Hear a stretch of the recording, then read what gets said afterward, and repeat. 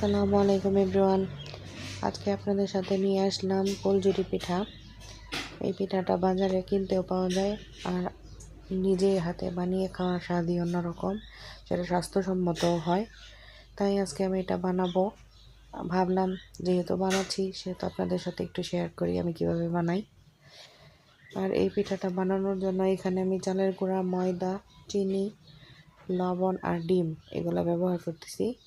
এগুলা আসলে accurate measurement আপনাদের সাথে আমি শেয়ার করব না, আমি আমার মতোই বানাইতেছি, তবে কোনো এক সময় এটার রেসিপি শেয়ার করব। আর এই পিঠাটা কিন্তু অনেক দিন পর্যন্ত ঘরে রেখে খাওয়া যায় এয়ারটাইট বক্সে।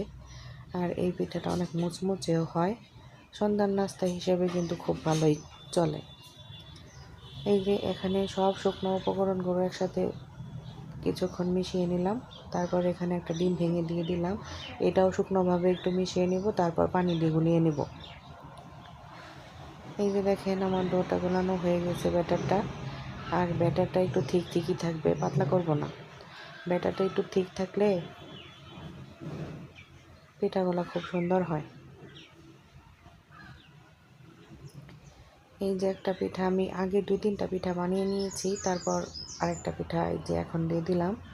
আর এই পিঠাটা তেলে দেওয়ার পর একটু কিছুক্ষণ ঝাঁকিয়ে নিলে পিঠাটা আস্তে আস্তে ছাঁচের থেকে সরে আসে। আর অবশ্যই এই পিঠাটা বানানোর জন্য যে ছাঁচটা ব্যবহার করবেন সেই ছাঁচটা অবশ্যই তেলের মধ্যে কিছুক্ষণ করে গরম করে নিতে হবে, না হলে ডোটা ভালো করে বসবে না আর তেলে দেওয়ার পর খুলে আসবে না। আর এইভাবে পিঠাটা আমি অনেকগুলা পিঠা একসাথে বানিয়ে নিয়েছি। ভিডিও শুরুতেই যেগুলো দেখিয়ে দিছিলাম ওইগুলাই। আর এই পিঠাগুলো বেশ অনেক দিন চলে, আর এই পিঠাগুলো অনেক মুচমুচেও থাকে। সো ধন্যবাদ সবাইকে। ভালো লাগলে লাইক কমেন্ট করবেন। ধন্যবাদ।